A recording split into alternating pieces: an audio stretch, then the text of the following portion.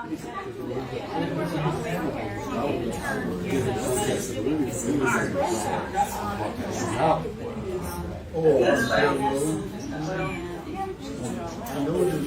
gonna get sick.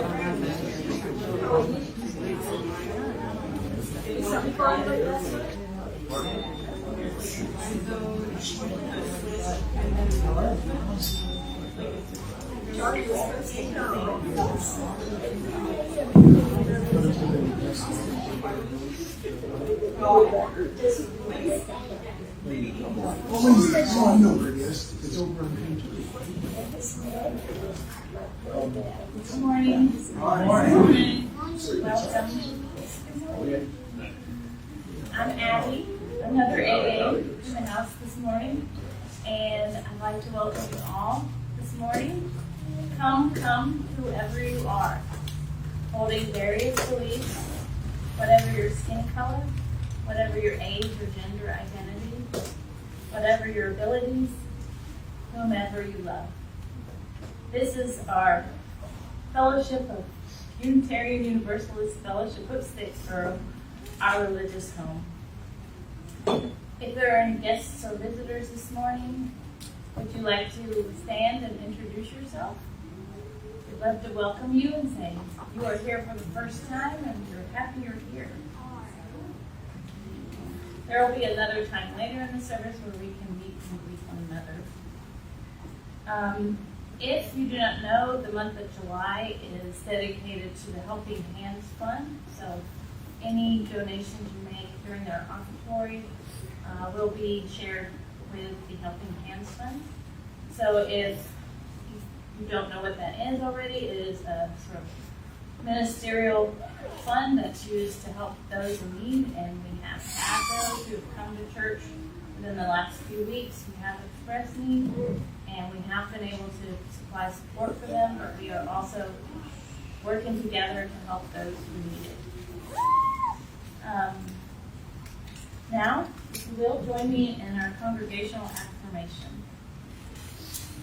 Love is the spirit of this fellowship, and service is its word. This is our great covenant, to dwell together in peace, to seek the truth in love, and to help one another. I'd love to welcome you, Brady.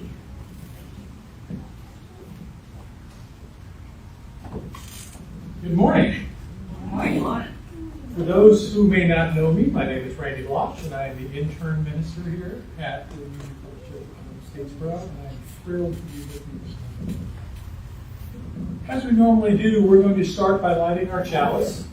The chalice is the symbol of what draws us here, what holds us here. It's a symbol of peace that we have in this place. We do a little differently this morning, though. So after we recite the chalice lighting words together, take a deep breath and just stay seated. And I'm going to ask Jane to come forward and lead us in a prayer for peace. Because as we know, there's not been a lot of that. So we're going to do that this morning.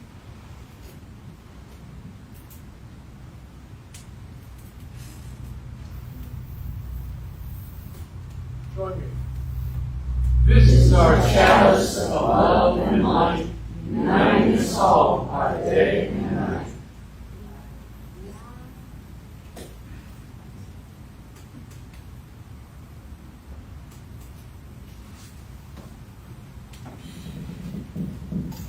Thank you, Randy, for inviting me to share this morning. Let us pray. We gather today as a people who center their faith in love. Love for our families and friends, love for this congregation, love for our neighbors far and near, love for the earth, and love for this country so sadly divided. We are anguished over the attempt to assassinate Donald Trump yesterday and the accompanying loss of life by a rally attendant. And we are fearful of the possible repercussions. We are angry and sad that there are those who use violence and murder to resolve our deep differences, and worried that the prevalence of gun availability in our nation makes it easy for others to use deadly violence. We come here today and acknowledge our fears, our frustrations, and our anxieties. And we come together to pray to all that is sacred within each of us and beyond us. We pray that the sacred divine nature connecting us all here today will provide that balm of healing and anoint us with the peace we need to move forward together in meaningful ways, to resolve our differences and find connections with others of all political persuasions who want to uphold our democratic principles and make decisions for our future with compassion and love. May each one of us resolve to breathe deeply, not overreact, but yes, to act in ways that will make a meaningful difference in this world, with love at the center. Amen.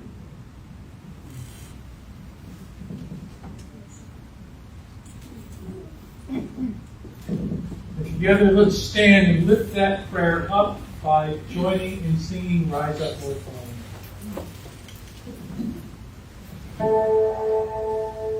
Rise up, O flame, high light glowing, show to us beauty, vision, and joy. Rise up, O flame, by thy light glowing, show to us beauty, vision, and joy. And while we are standing, let's turn to one another and offer each other the hand of friendship. I'm just trying to get started.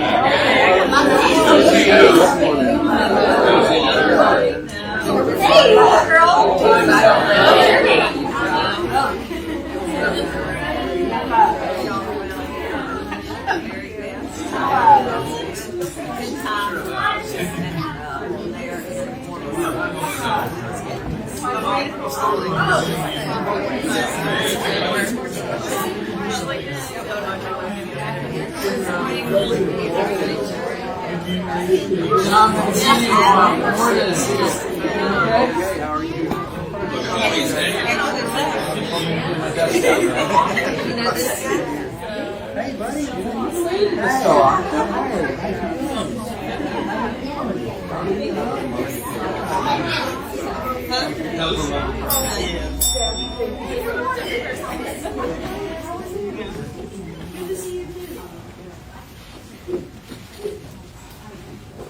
We have a story this morning called The Elephant and the Mouse. And some of you may be familiar with a story about an elephant and a mouse. This is a different one. But I like it. If you want to come forward, you can come forward and sit down and look at the big screen from up front, or you're welcome to sit. There we go. Thank you, thank you, thank you. Good morning, everybody. Can you see it okay? The Elephant and the Mouse by Stephanie O'Connor. Once upon a time, there was an elephant who was afraid of mice. She was always saying, mice are small and can run fast. Suppose a mouse ran up my trunk. What would happen to me? And she said this so often that she really thought it would happen. One day the elephant had been saying over and over again, mice are small and can run fast. Suppose a mouse ran up my trunk. What would happen to me when she heard a slight noise? It was a little mouse that had scampered onto a fallen, rustling leaf. But the elephant was so nervous, she said in a frightened voice, "Oh no! A mouse is going to run up my trunk." She trumpeted a mighty cry and ran away as fast as she could go, crashing and stumbling through the savannah at terrific speed. The elephant hadn't gone far when she met her older brother. "Where are you running to, sis?" he asked. The elephant said, "I have no time to stop and tell you anything. A mouse is going to run up my trunk and I'm running away." A mouse is going to run up your trunk, your older brother, and tell him of much astonishment. A wise lioness was passing by. She heard what the elephant said and wondered about it. The lioness stopped them and said, "What's this you are saying?" The elephant said, "A mouse is going to run up my trunk."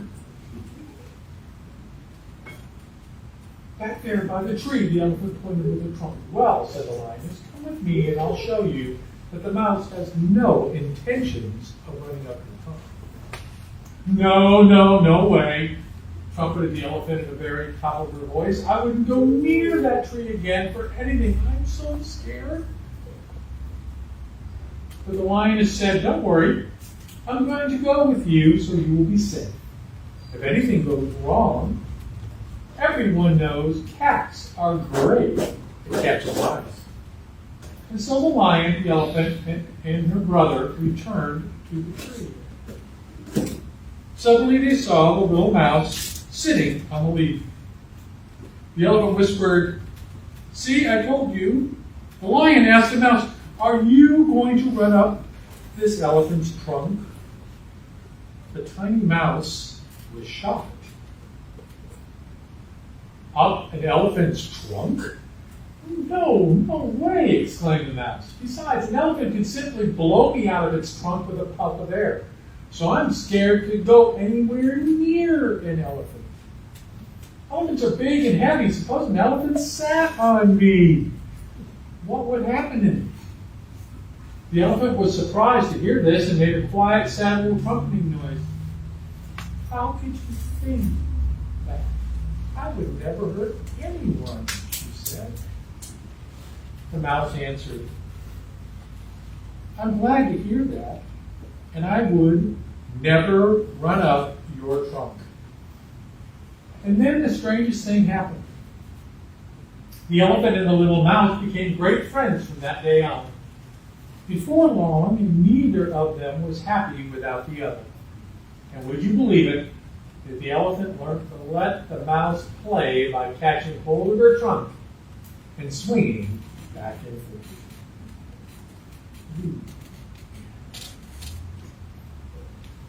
Let's do our children's affirmation, shall we? Can you guys stand up and help lead it with everybody else? We are Unitarian Universalists, people of open minds, loving hearts, and helping hands. Let's build our bridge and sing these wonderful young people out as they go to class. Beneath our arms we shelter you. You warm our hearts as you pass through. May our love guide you as you grow, to help you learn and help you grow.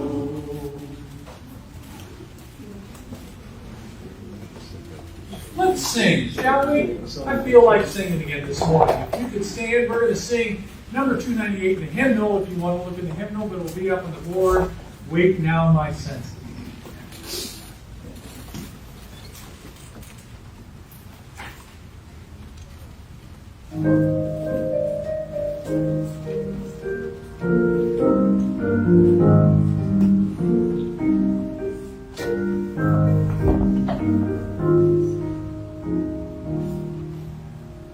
Wake now my senses and hear the earth call. Feel the deep power of being in awe. Keep without web of creation your eye. Giving, receiving, as all shows us how. Wake now my reason, reach out to the new. Join with each pilgrim who quest for the true. Honor the beauty and wisdom of time. Soften our limit and grace of sublime.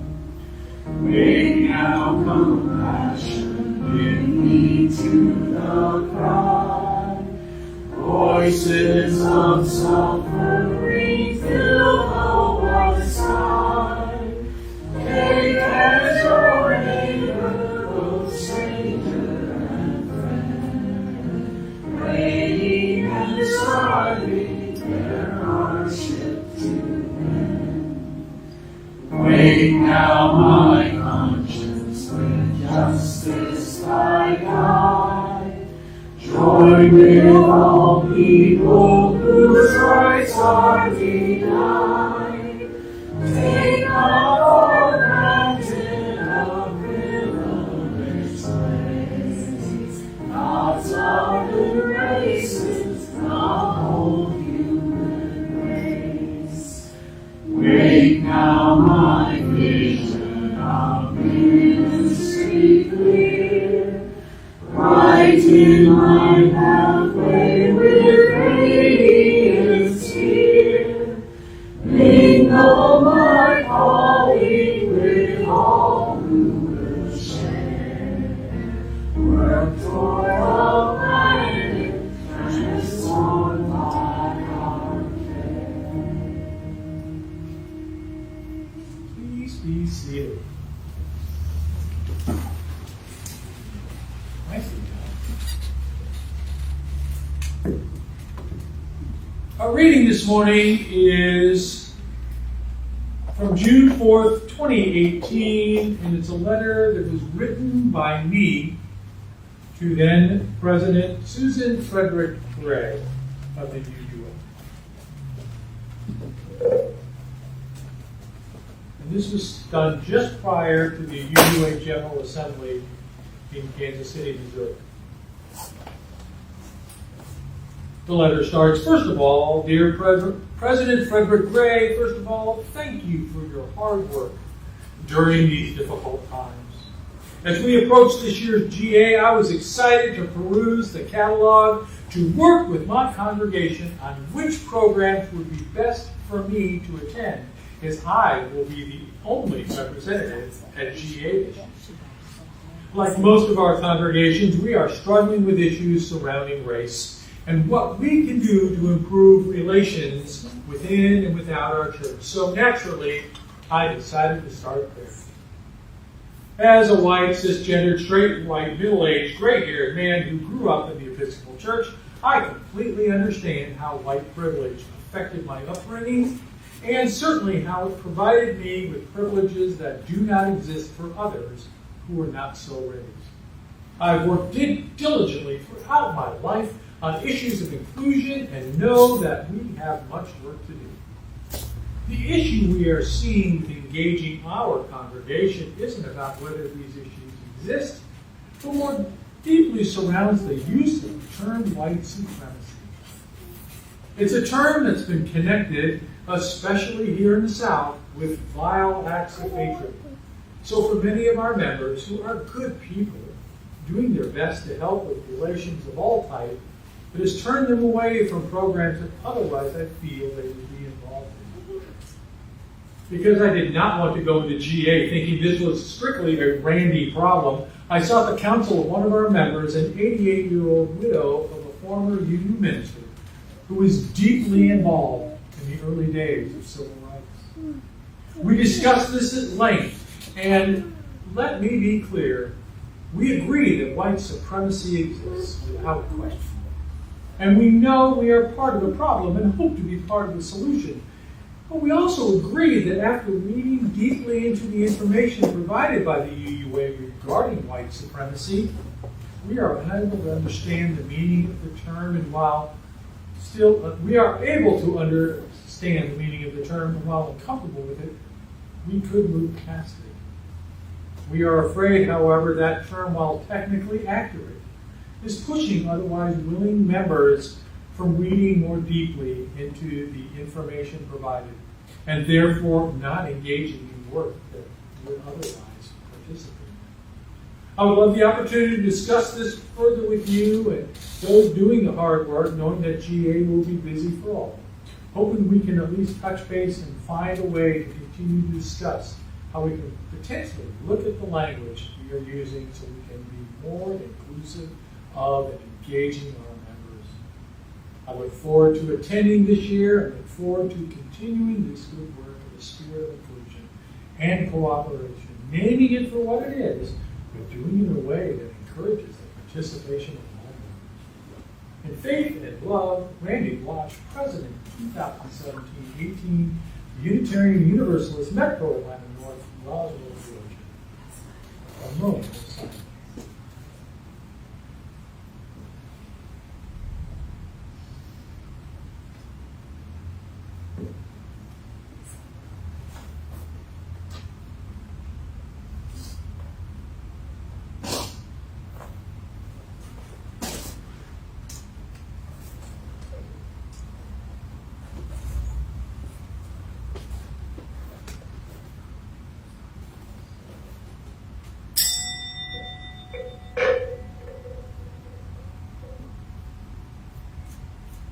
If, like me, you've ever taken a creative writing class, they explain to you that when telling a story, it should have a beginning, a middle, and an ending. It is a simple formula for conveying ideas to people in a way that allows them to be a part of the story, be entertained by it, and maybe learn something from it. I love telling stories, and I utilize the same formula of beginning, middle, and ending. However, to get there can be an adventure with me. My stories are more like an avant-garde Italian film. There might be a beginning, and then to get to the middle, there might be a flashback, followed by a detour on a tangent that seemingly has nothing to do with the story being told, like this. Then back to the middle, I will hint at the end before going back one more time, and finally arriving at a conclusion that was not at all where I had originally planned on going. Which is exactly what happened with this sermon. I had big plans. I was going to tell you a sweeping saga of epic proportions of how my heart was changed, which it was, how I was transformed, which I was, and how it was right there in Kansas City that began my journey to where I stand right here today. All of those things are true. However, I quickly realized all of them were about me and missed the underlying point of the story. As I look back to 2018, I realized I wasn't alone when I arrived in Kansas City, thinking that the idea of my place in white supremacy culture was something I frankly didn't want to own.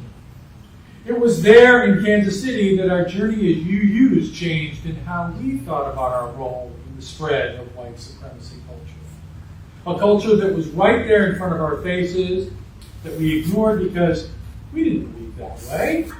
And we were the good guys, being UUs, right? And after all, what could we really do about it? As to why the white supremacy label didn't sit well with me, I have to do a flashback, a little further back. I grew up in the suburbs of Chicago, and during the late 70s, the American Nazi Party petitioned for a permit to hold a demonstration in the city of Skokie, a predominantly Jewish suburb on Chicago's north side. Long story short, after several lawsuits and rulings from the Supreme Court, the demonstration was going to be allowed to happen. However, they negotiated and moved it to the south side of Chicago. But it was such a big deal that the American Nazi Party was actually referenced in the movie The Blues Brothers. So when I thought of white supremacy, that's what I thought of. So fast forward back to 2018, I knew I was not a Nazi, and therefore I was completely offended by any reference to white supremacy. That was not me, so I was ready to go. Plead my case and put UUs back on the straight and narrow. It all seemed so clear to me. But now everything is muddled. And part of that happened in the last week or so that I want to share because I think it's important.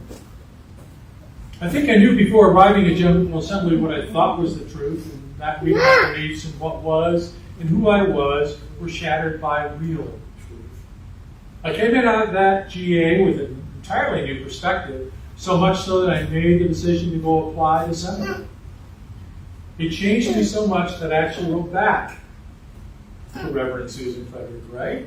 And here's an excerpt from that second email I sent her, about this time in July 2018. Thanks again for a wonderful GA. Prior to that great gathering, I sent you a note regarding some of the feelings I had around the language of white supremacy. I wanted you to know that because of GA and what was shared, I realized I was wrong. And I apologize to you specifically, as I did this past Sunday in my report to my congregation on GA. I know that you're extremely busy and don't have time to respond to every email you get, but consider this my coming full circle on the subject. And with it, I will share with you my sermon that I delivered this past week discussing GA and what we did.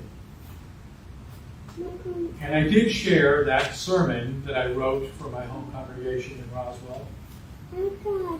And so I'm going to pull a very brief excerpt from that I delivered to you. Now let me be clear, I completely own the fact that white supremacy culture existed in the past and still does today.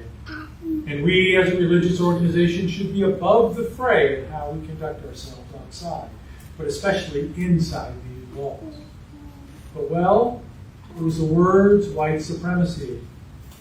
I was convinced those words were divisive and undermining the work that our denomination could and would do if we could just soften them. I mean, if we could be alienating many of our members, because while they understand discrimination and racial bias, they certainly couldn't be thought of in the same sentence as a white supremacist. So I thought if we just soften the language to maybe, let's say, white privilege, we could get our members excited and back on the front lines to do the hard work of dismantling horrible racial bias. I now stand before you to say I was wrong. More wrong than I've ever been in my life. And while the business of GA was fairly run-of-the-mill, the other work we did, the sermons by our president and other ministers, were not. And following the Ware lecture, well, as happened to the Grinch, my heart grew at least 3 sizes over those days. And to my friends and fellow congregants of Human, I sincerely and humbly apologize. This time she wrote me back. Here's a piece of that letter. Dear Randy, I'm so grateful for your email, and your sermon moved me to tears. It's hard for me to express how much both your email and the sermon meant to me. I especially love the image of how your heart grew 3 sizes over the course of GA. That is what I hope our faith does for all of us, again and again. I am grateful that you shared this powerful message with the entire congregation and with me. Dave Dunn, the minister at Human, sent me an email the very next week, letting me know that he had met up with Reverend Susan Frederick Gray while they were in Arizona handing out water on the border to those seeking safety in the United States. And she let him know how moved she was by what happened to me in GA. That touched me. And she and I would meet and talk briefly the next year in Spokane, and she told me she actually read my letter and parts of my sermon in a board meeting. That touched me as well. So why go on sharing this background information when I said it wasn't about me? Well, as I said, I tend to meander. And when telling the story, as I said earlier, I had big plans for this sermon. But the events of the past few weeks have me rethinking everything. But what was it about that trip to Kansas City that changed my heart?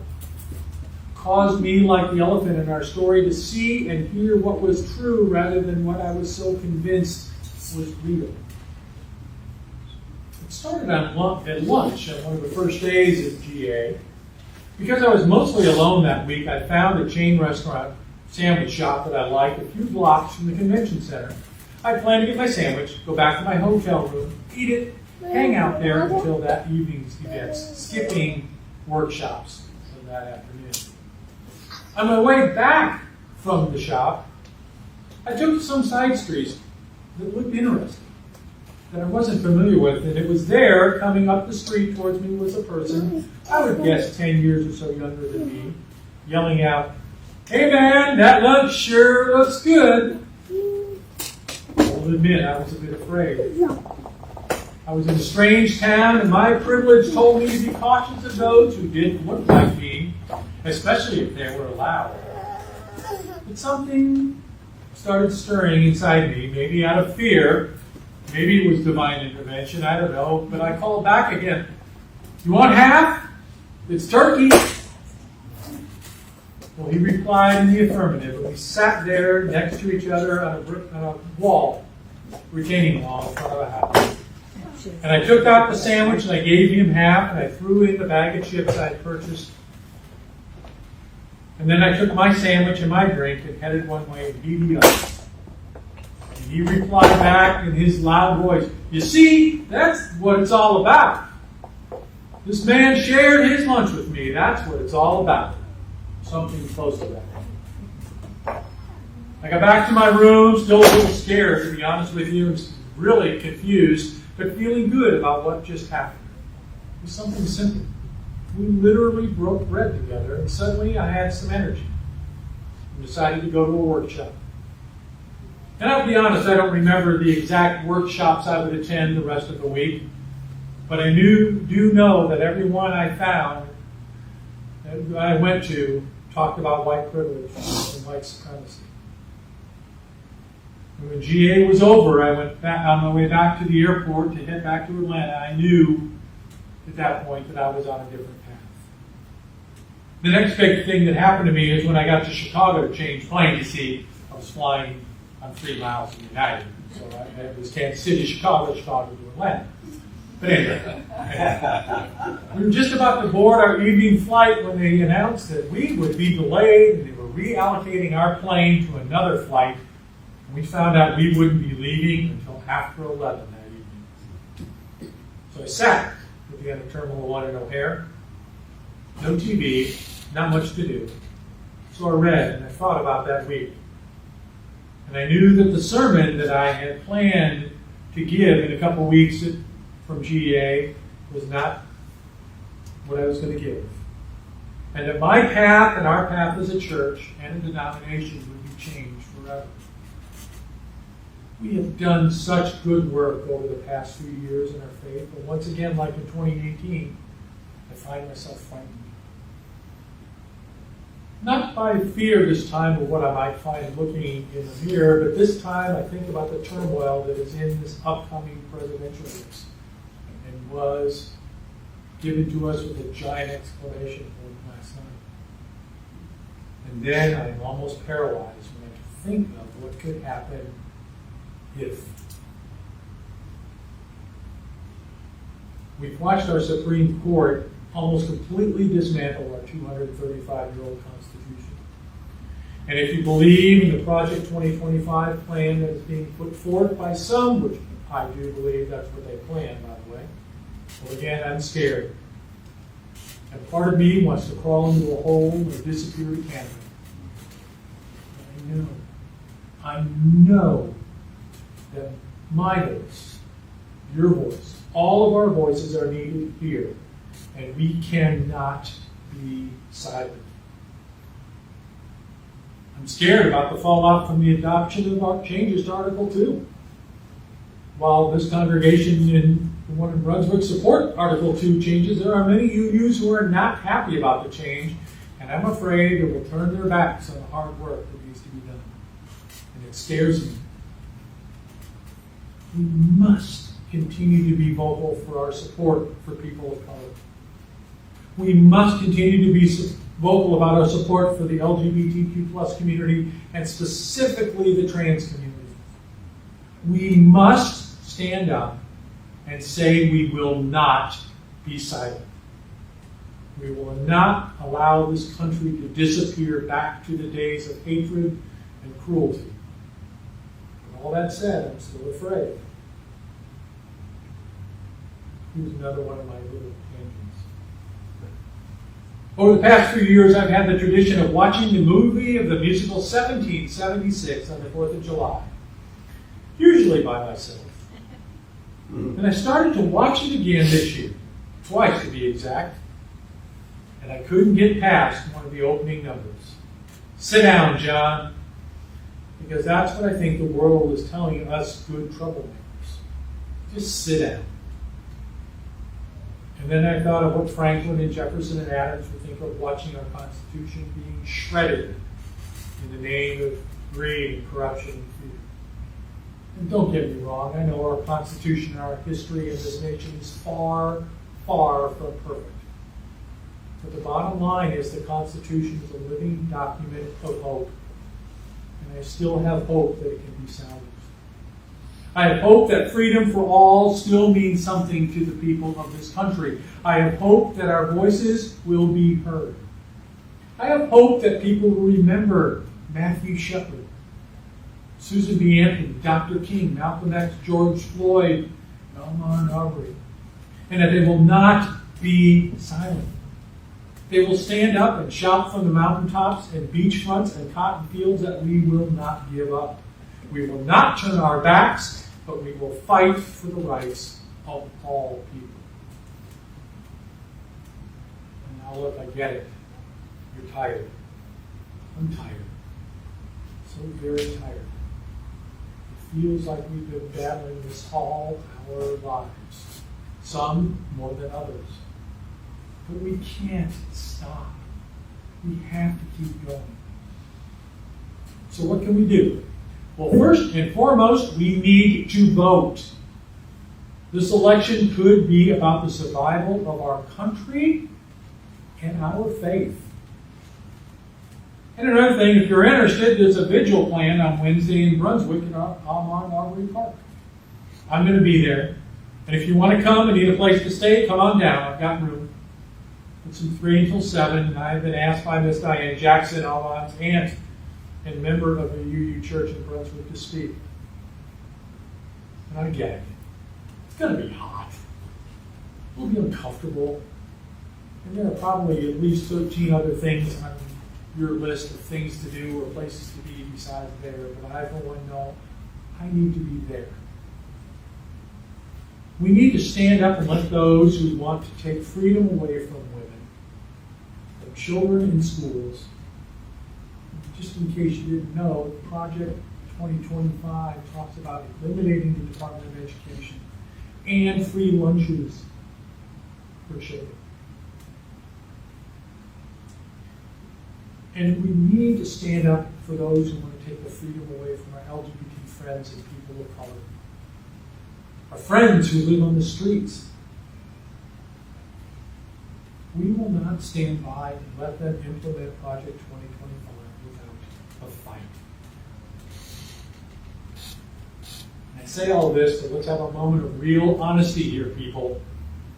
Even if the worst happens in November, most of the people in this room will be able to fly under the radar and weather the storm because of the color of our skin and our station in life. That doesn't apply to everyone. So we can't stop. We need to show up.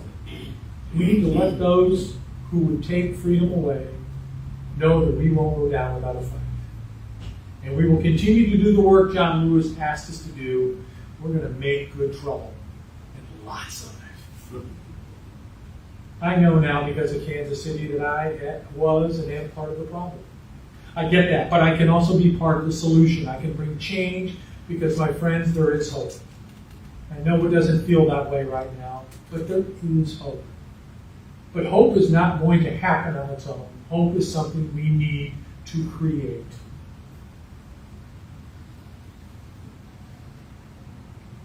This symbol, our new symbol that came out of the Article 2 changes. And by the way, walk up here after service and look at Jet Pig, because justice, equity, transformation, pluralism, interdependence, and generosity, Jet Pig. That's what they figured out to do it. Come look at Jet Pig. Jet Pig is awesome. Thank you, Aaron. Thank you, Aaron. But this is what we stand for. It's what drives us. And it drives us through the use of our principles. They're not going away. Through the use of our sources of faith, they're not going away no matter what they are. It can and will drive us to a place where love is at the center, leading us to justice and equity and transformation and pluralism and independence and generosity. That is what will create hope. This is what will help our hearts grow 3, 4, 5, 10 sizes in just one, not just one day, but every day. General Assembly 2018 did in fact change my life. It did open up a door to a secret garden in my heart that I never acknowledged. I never knew existed. But that door has been opened. And it gave my heart room for all of us. For all of you. For everyone. May it be so. Amen. And blessed be. Good job. Now is the time of the service where we will gather the offering that we will share with everyone else. We will play some music in the background that's going to play instrumentally the first 2 times through. And then what I'm going to ask you to do is just stay seated and sing along with at the very end. This morning's offering will be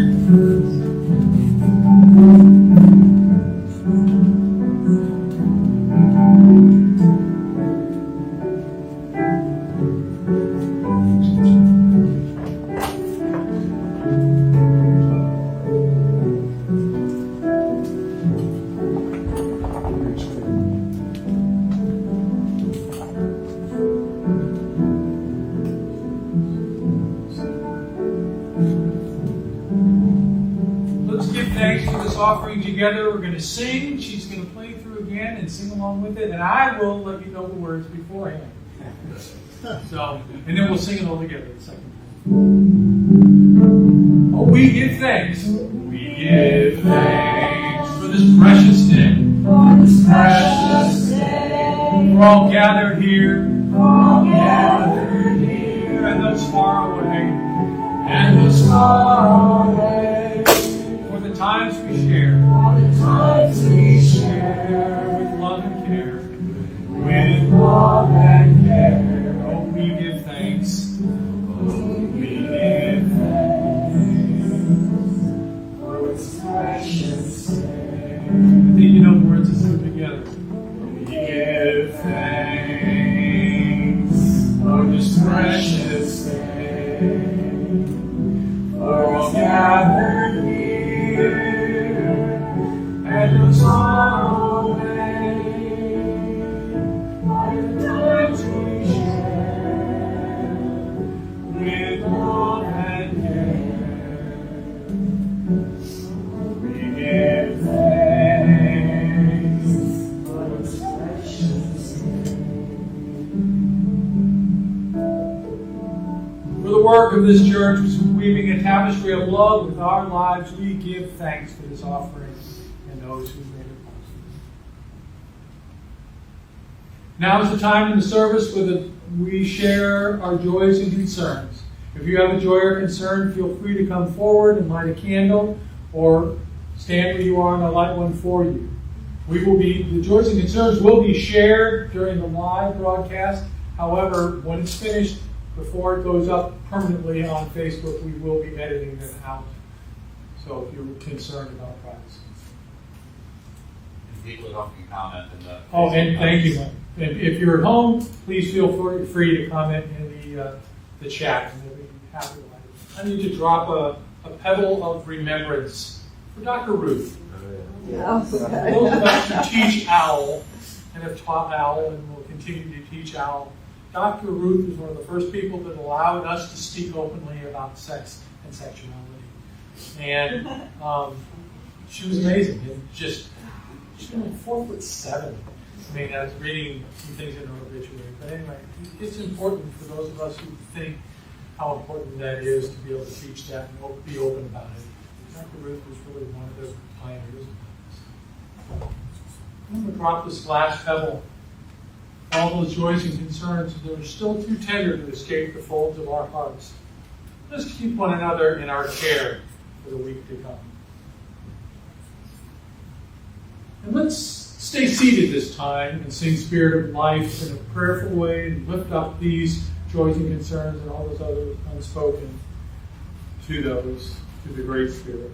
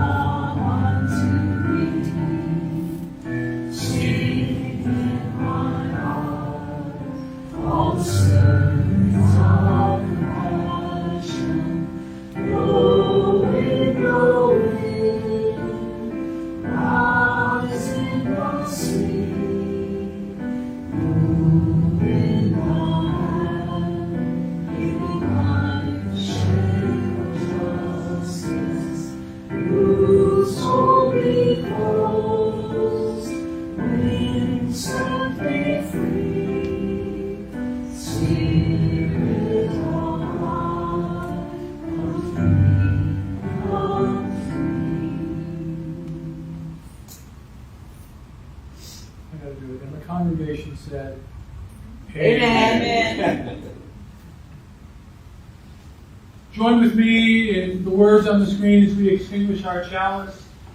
We extinguish this flame, but not the light of truth, the warmth of community, or the fire of commitment.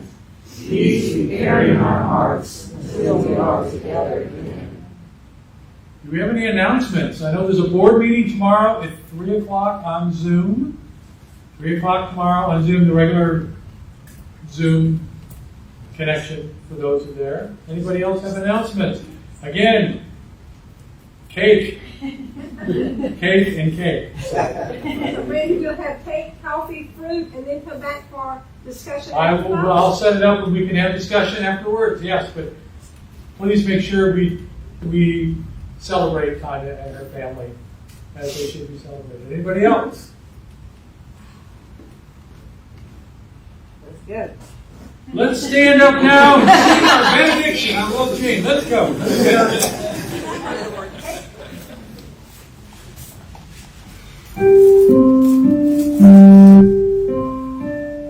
Go now in peace, go now in peace. May the Spirit of God surround you everywhere, everywhere you may go. Go in peace.